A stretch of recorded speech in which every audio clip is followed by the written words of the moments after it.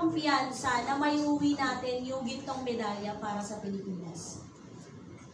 Malaki po. Una na po, parati ko sinasabi po, nakadepende po yun, yung pagkuha natin ng gold medal, nakadepende po yun sa preparation na ginagawa namin. Yung result is depende kung anong performance, anong training na ginagawa namin ngayon. Kumpiyansa po ako sa ensayo ko, sa experience ko, sa lahat ng mga natutunan ko, lalo na nandito po ako sa US. Iba-ibang knowledge yung na natutunan ko dito. Kumpiyansa po ako sa preparation ko, lahat. Yung time and effort na binigay ko dito, talagang malaki yung kumpiyansa ko. Pero alam naman natin, pagdating sa boxing, especially sa boxing, is nakadepende, hindi po nakadepende sa amin yung resulta dahil meron po tayong judges, meron tayong referee na hindi po natin hawak yung decision natin. Pero alam ko sa sarili ko, sa ensayo na ginagawa ko ngayon, malaki po yung chance natin makuha yung gold medal sa Paris Olympics. Okay, thank you po. Good luck po sa laban. Thank you so much. Good afternoon, Yumir.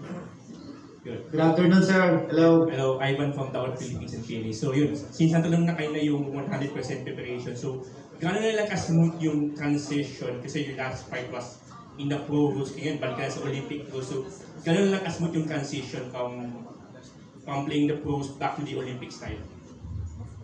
Well, always ko, I think sinabi ko din kanina sa nagtanong sa akin,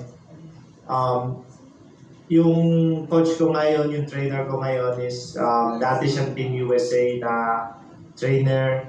So, ang pinaganda namin after ng pro fight ko, pinaganda na talagang nag-change kami lahat ng program namin. Yung pinaganda namin talaga is for amateur fight. So, basically, alam natin sa amateur and pro, iba yung round. So ngayon, pinaganda namin is 3 rounds lang pero quick pace.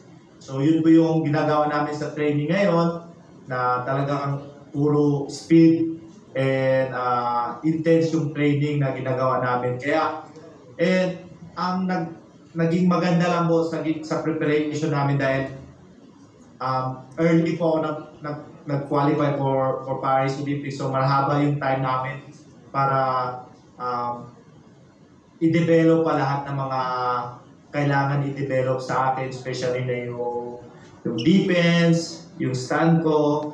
So ngayon, nung the past few months, yun po talaga yung pinaganda namin, pinag-ensayuhan namin. And ngayon, nandito na kami sa point na fast-paced na po kami lahat puro mabilis na, especially na malapit na po yung Paris Olympics.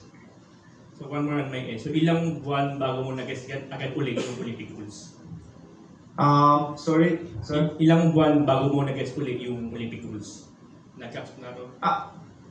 Actually, kahit nung nasa pro po ako, ang kagandahan lang po kasi dito sa US, kaya talagang pinili ko po mag-stay dito.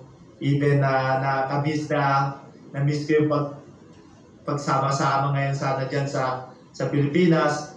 Pero pinili ko na mag-stay dito dahil dito kasi sa US, even yung mga professional boxing, hindi po sila training like typically yung alam natin na professional style like slugger, flat-footed. Hindi po eh. Dito sa US, yung mga professional boxer, parang amateur yung style pag lumaban sila eh. Pag nag-sparring, parang amateur style. So, kaya masabi ko hindi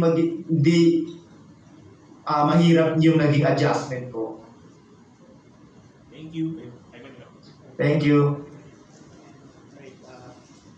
Good afternoon mula sa Pilipinas, Yumir, si Ivan Swington ng Daily Tribune. Good afternoon, Sir Ivan.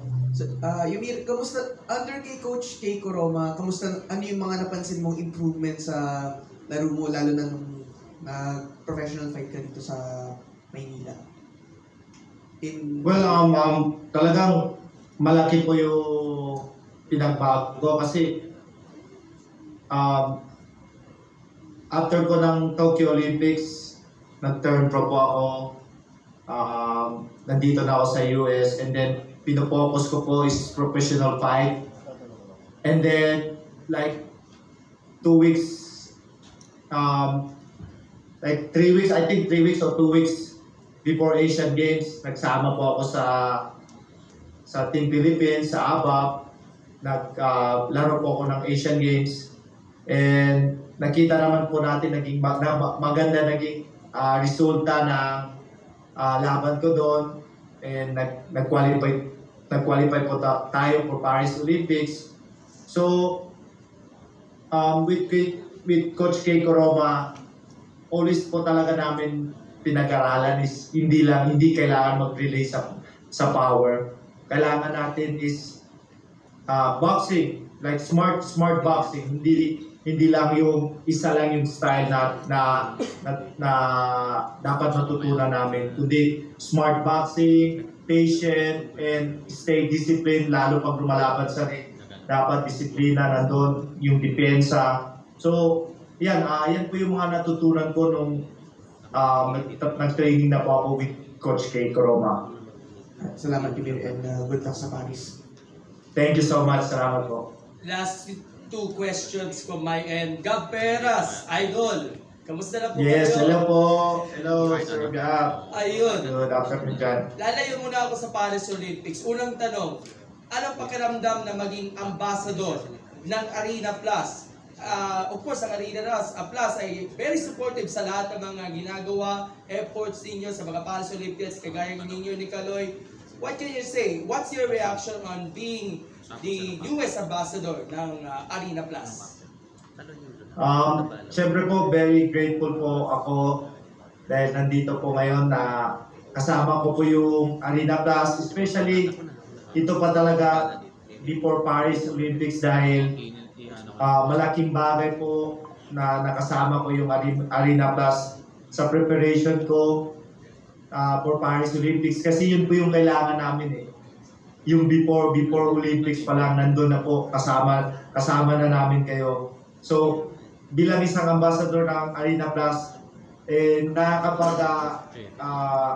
lalo kami namomotivate na alam niyo yun na meron pong isang brand na naniniwala sa amin. Even hindi pa namin nakuha yung gold o hindi pa namin nakuha yung medal sa Paris Olympics, meron pong brand na naniniwala sa amin na kaya namin makuha yung medal, yung gold medal sa Paris Olympics. Kasi yun po yung kailangan namin ngayon, yung mga tao na sumusuporta, yung mga brand na susuporta sa amin para mas madali namin makuha yung aming pangarap. And bilang isang ambassador, alam ko po sa ibang atleta po na nagbibigay din po kami ng inspirasyon na meron pala ganito ng mga brand na sumusuporta sa mga atleta na alam ko na balang araw magsisikap sila at balang araw sila din yung magiging isang ambassador ng mga brand dyan sa Pilipinas. And one last question, Yumi, tinanong ko ito kanina kay Kaloy. Ano siguro ang magiging mensahe ninyo sa mga kabataan natin na nangangarap na maging isang world-class boxing champion katulad nyo, sir? Alam nyo, siguro, ikwento ko lang po. Kung saan man po ako ngayon, masasabi ko, kung maglilingon po ako sa likod ko, masasabi ko, di ko siguro makita yung dulo ng kung saan po ako nagsimula. Dahil kung saan po ako nag-start, masasabi ko, mahirap. Kahit ilagay natin sa isip natin, mahirap para dumating sa punto na kung saan po ako ngayon. Pero dahil sa pagsisikap ko, dahil sa tiwala ko sa sarili ko, dahil sa mga tao na sumusuporta sa akin, lalo-lalo na yung pamilya ko, and lalo na po dahil sa guidance po ng Panginoon, hindi pala imposible yung mga bagay na yon. Kaya pala natin. And alam ko maraming mga atleta na nangangarap na maging isang elite athlete, maging isang world champion.